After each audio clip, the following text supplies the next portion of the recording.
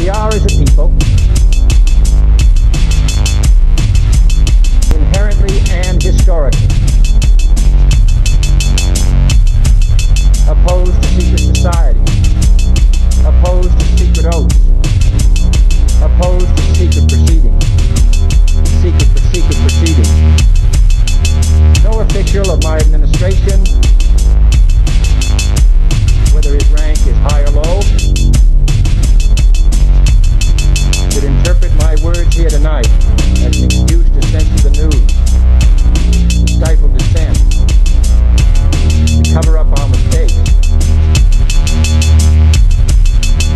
or to withhold from the press and the public the facts they deserve to know.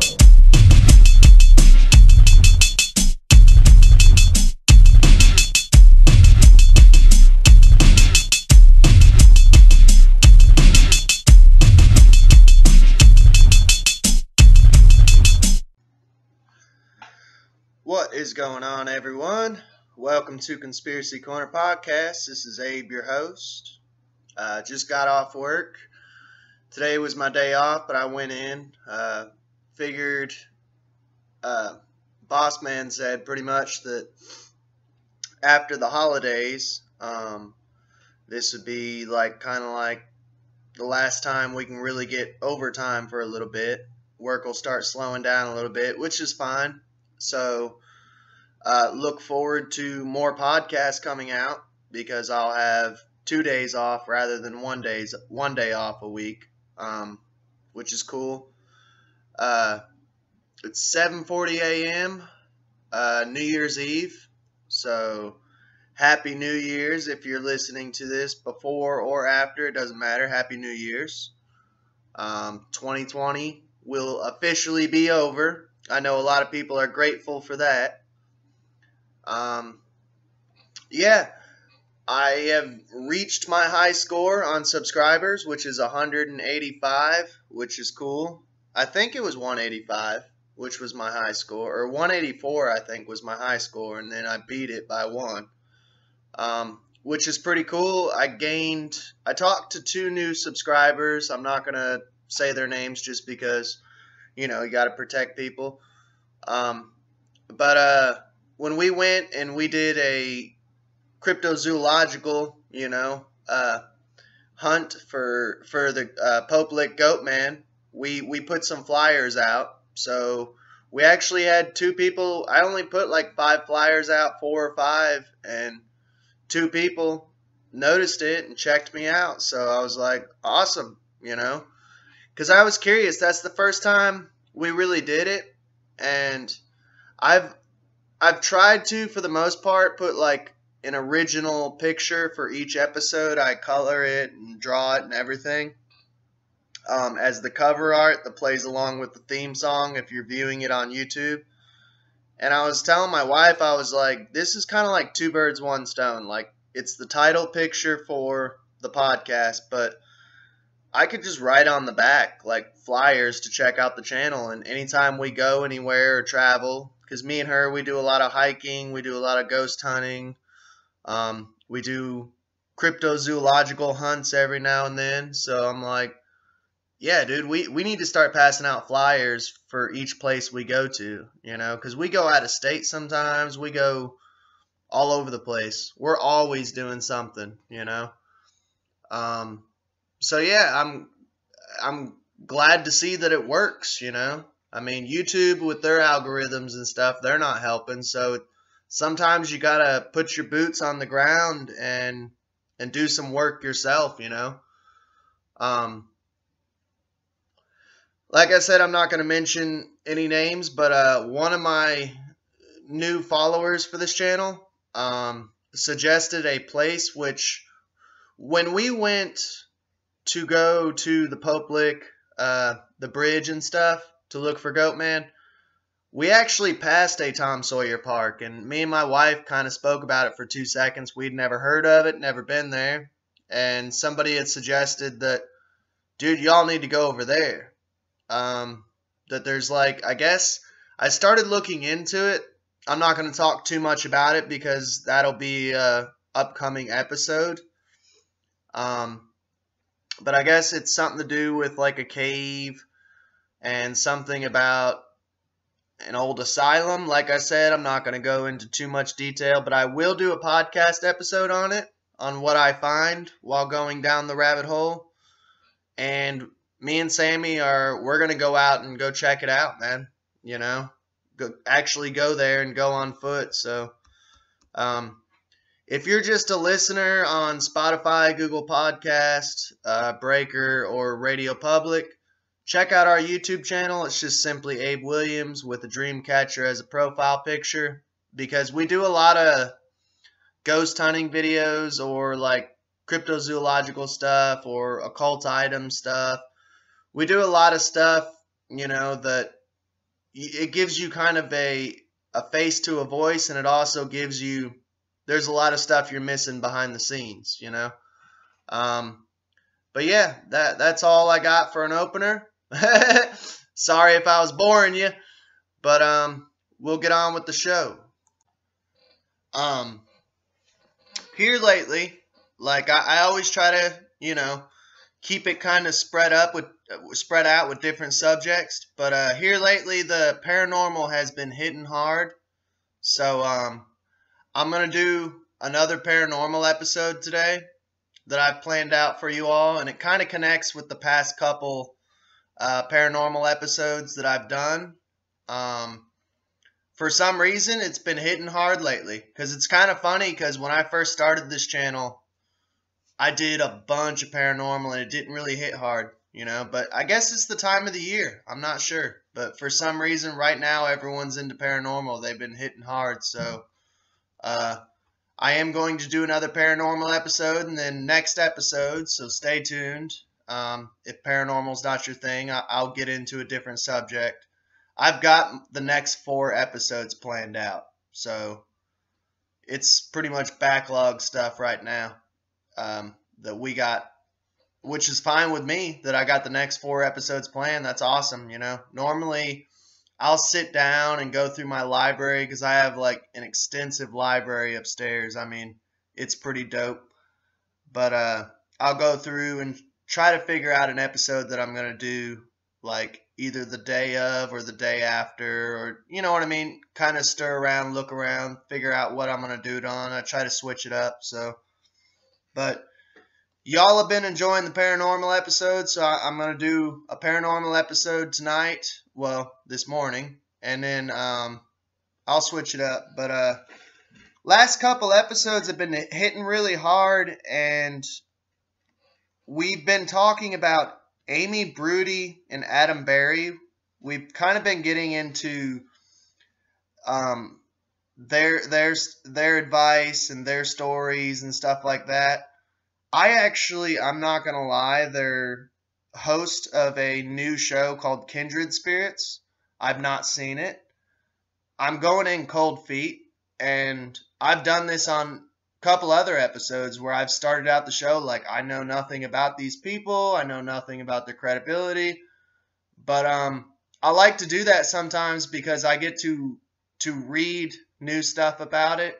I get to learn with the listener, so it's fun for me as much as it's fun for you. But we're going to delve into kind of Amy Bruni and Adam Berry of Kindred Spirits, kind of their story. The Spirit Squad. Paranormal experts and ghost hunting best buds, Amy Bruni and Adam Berry explore haunted locations, hunt down famous ghosts, and manage to capture it all on camera over multiple seasons for the Travel Channel's Kindred Spirits. By the way, they don't pay me or nothing. This is out of my interest. You know, this is just my interest in general.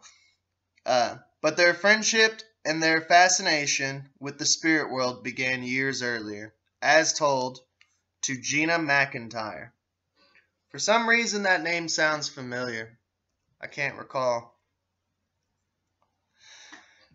Years before we ever imagined working together on Kindred Spirits, we knew we were two of a kind. It was Sci-Fi's reality competition series, Ghost Hunters Academy, that initially brought us together.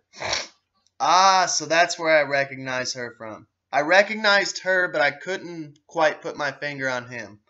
So they both met during Ghost Hunters Academy, which I've always been a fan of Ghost Hunters, you know. Adam beat out 7 contestants to win a slot on the channel's Ghost Hunters series, on which Amy was a regular. Soon after, we embarked on our own first paranormal investigation as partners, traveling to the Old Stone Fort in upstate New York, a historic haunted place that dates back to the American Revolution. Immediately, we fell into a brother-sister rapport. The show's producers saw that they had a great team for television. Even better, we realized we were professional soulmates and future best friends. Neither of us ever imagined ghost hunting as a full-time career. Even today, it still feels more like a calling, which is cool that they still enjoy it even though it has become a job, you know. I mean, I've been at some places that I bartended for 8 years, and I know that feeling of you love it when you first do it, and then it becomes something you hate, you know? And it's never good that something you go in loving doing, and then 8 years later you're like, I don't like this anymore. I actually despise it, you know? But let's get back.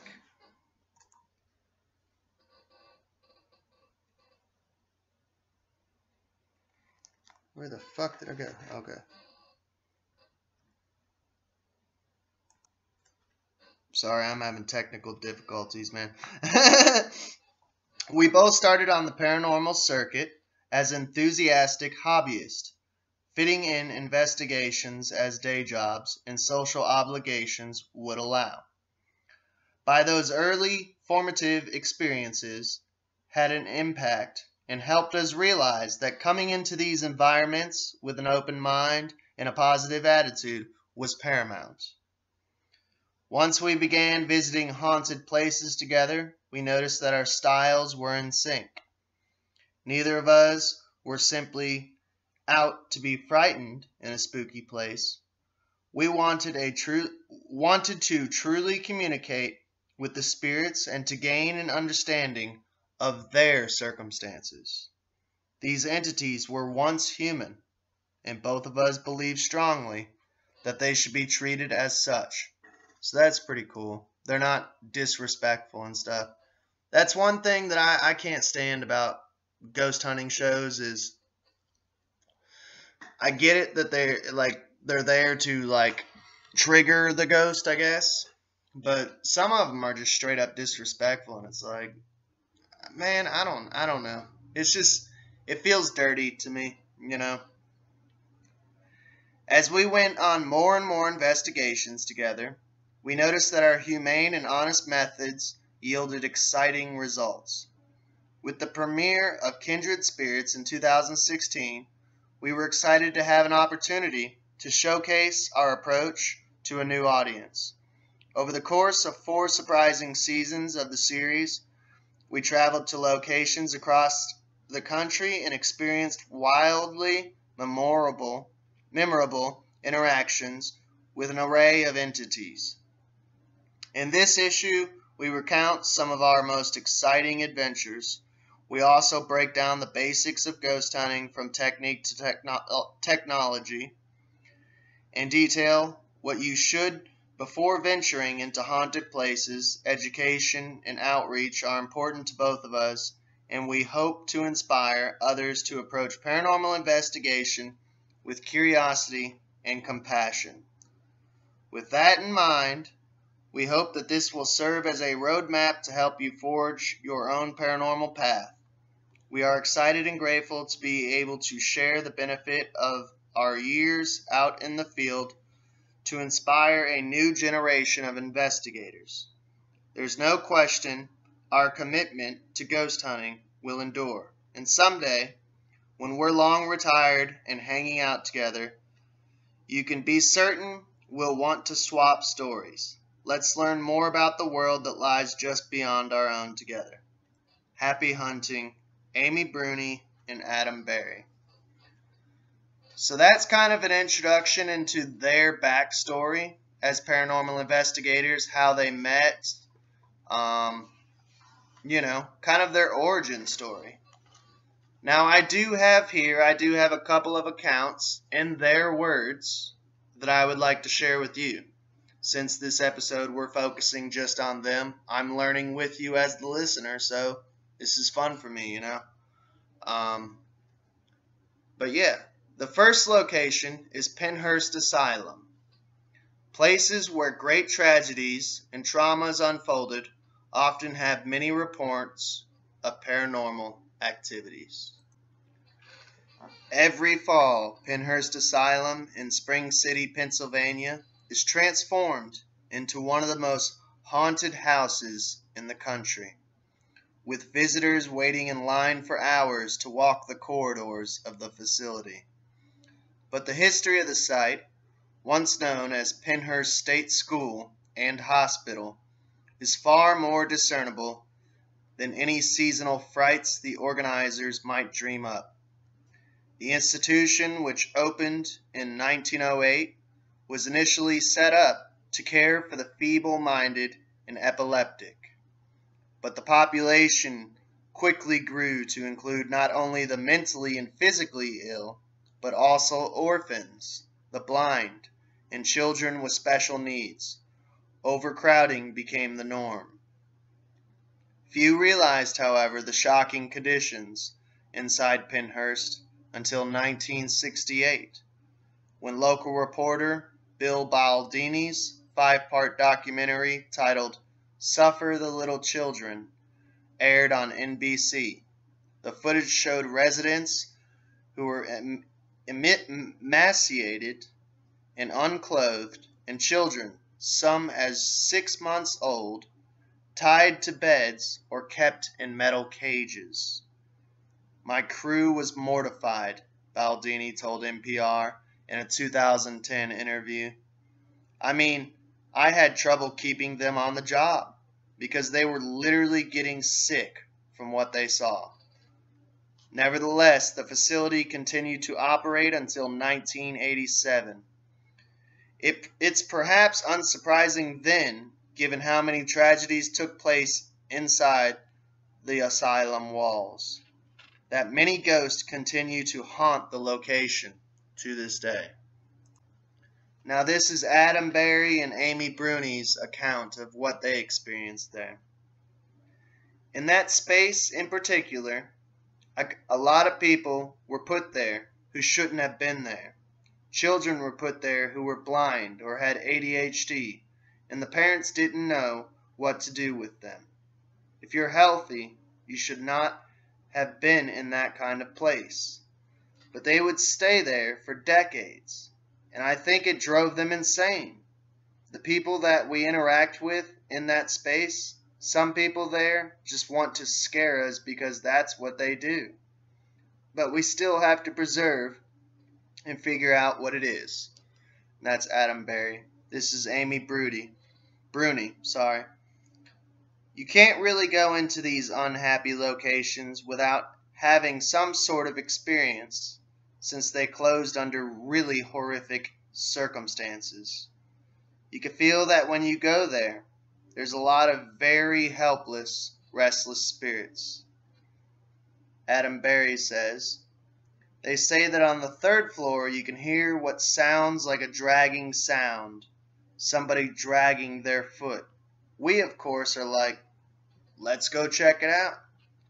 So Amy and I are standing in the really long hallway, and we hear what sounds like step, drag, step, drag.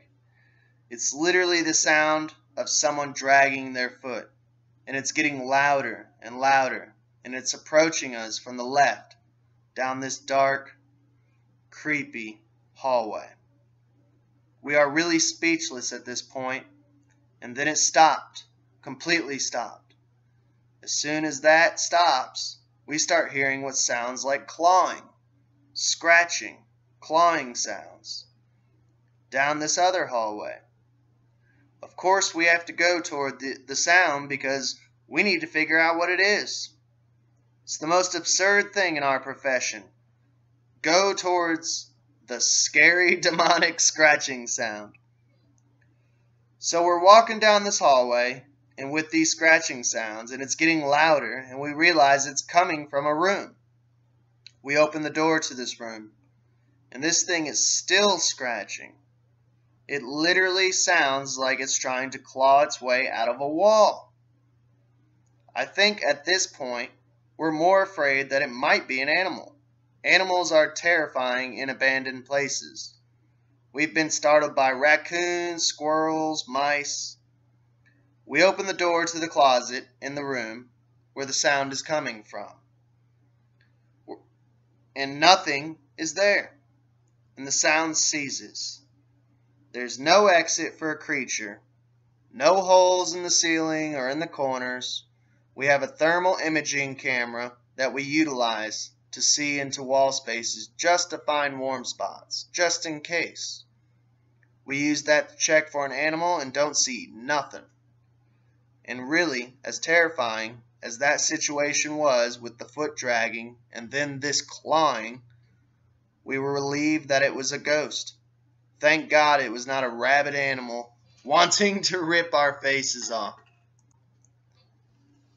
Amy Bruni says, locking someone in a closet. I think that was something they did often there, sadly. Adam Berry says, in another building on the site, we also tried just casually walking through and calling out to whoever might be there. One of the giant metal screens that covered these massive windows slammed shut on us. By the way, I will be showing, if you're watching on YouTube, I will be showing kind of like screenshots of Penhurst, so you can check it out and view it, well, it'll play throughout. So the fact that whatever was there could use enough force and energy to slam something to get our attention is powerful. It might have been to scare us. Amy Bruni says, this place is one of these locations where the activity is kind of non-stop. We have heard voices and screams. We have heard footsteps running down the hallway. We have seen shadow figures darting in and out of the rooms. It's also a really creepy place and just kind of sitting there, falling apart. Yeah, I would like to do an episode on shadow figures, definitely. Let me know in the comments if that would be something you all are interested in. Adam Berry says, that's also where Amy dropped her first F-bomb on live television. Amy Bruni says, on live television, that's true. I swear a lot during investigations. Apparently some people don't think that's an appropriate response. They only know what they think would do under those circumstances. Apparently they've never seen I believe it's either Middle Eastern. No, it's Asian. It's Asian. I think it's Chinese. They actually, if you watch Chinese paranormal investigations, they actually cuss a lot. And it's because in their culture, they believe when you cuss, it scares the ghost or demon or evil spirit away pretty much. So it's actually kind of funny because my wife was watching and she's like, why are they cussing so much? And I already knew. And I was like, that's what they believe in their cultural beliefs, their spirituality. They believe that's how you scare ghosts and demons and evil spirits away is by cussing at them. So throughout the entire investigations, they're just cussing up storms. It's quite frankly fucking hilarious, But we have one more. I have one more for you all. It's Plantation Village. It's another Amy Bruni and Adam Berry. Their accounts there on location and what they thought about it and stuff like that. So, Plantation Village. This living history museum in the beautiful town Waipahu on the Hawaiian island of Oahu is proof that a place need not be too old to be haunted. When most people think of a haunted place, the traditional image that likely leaps to mind is an old abandoned house high on a hill, probably somewhere on the East Coast, or maybe across the Atlantic in the United Kingdom, or elsewhere in Europe. It's been deserted for decades in the wake of a tragedy, occupied by malevolent spirits wandering the corridors. Granted, there are plenty of historic properties where ghosts dwell, but as Amy Bruni and Adam Berry have discovered, almost any location can be haunted, even the sun-drenched beaches of Hawaii. That's where the pair traveled to investigate supernatural activity at Plantation Village in Waipahu, a living history museum and botanical garden that offers a glimpse into what life was like on the island's sugar plantations in the late 19th and early 20th centuries. The village includes restored buildings and replicas of plantation structures, including housing constructed for the immigrants who worked there. People of Hawaiian, Chinese, Japanese, Filipino, Korean, Okinawan, Portuguese, and Puerto Rican descent. Such a historical location. It shows how immigrants worked in Hawaii and how they made this village of all these different cultures, Bruni says. They all had their own part of the village, where they all observed their individual ways of life. So it was a melting pot, essentially. Bruni and Berry's first visit to Plantation Village proved to be especially memorable, as it coincided with the tsunami that hit the state in March of 2011. Adam Berry says, "The first time we were there was the tsunami, which was really scary for us. We were just about to start our investigation, and the tsunami sirens go off, and our phones start going off." Amy Bruni says, "We knew about it, and we were waiting to begin the investigation, because they were monitoring the situation. In the end, though, we just decided to go to work, because we didn't know if it was going to happen or not. We were right on the water on an inlet, which is in the area famous for being really affected by tsunamis. So we had to evacuate." Adam Berry says, "I do recall while we were going through the process of deciding, should we leave? Should we stay? Should we go? Where should we go? That the energy in that space definitely changed. We were all heightened and nervous and anxious." Remember, man, spirits, they suck that energy up. "But I feel like the spirits knew something was up as well. And plus, Hawaii is such a spiritually sound location that the gods woke up. They were like, 'Here we are, we're here.' We moved to higher ground, and then we heard all these rumors, which turned out later to be false. Like Guam, the area was wiped out. I'll never forget, later that morning, watching from the balcony of the hotel as the entire ocean receded completely, and then came back in as a wall of water. All of a sudden, the entire bay was empty of water, and you could see the coral. I think sometimes people forget reality can be scarier than actual spirits." Amy Bruni says, "We went back a few times after that, first a couple of days after the tsunami and then again last year." Adam Berry says, "It's one of the most unique locations because you need to get a translator. While those spirits probably understand some sort of English, a translator is important to make it easier to communicate with them. They answer questions, they manipulate objects, They turn our equipment on and off. They're not necessarily trying to force you out of the space, but if you hit the right buttons with them, you can get more interaction. Amy Bruni says, the Portuguese house has a really traumatic story tied to it.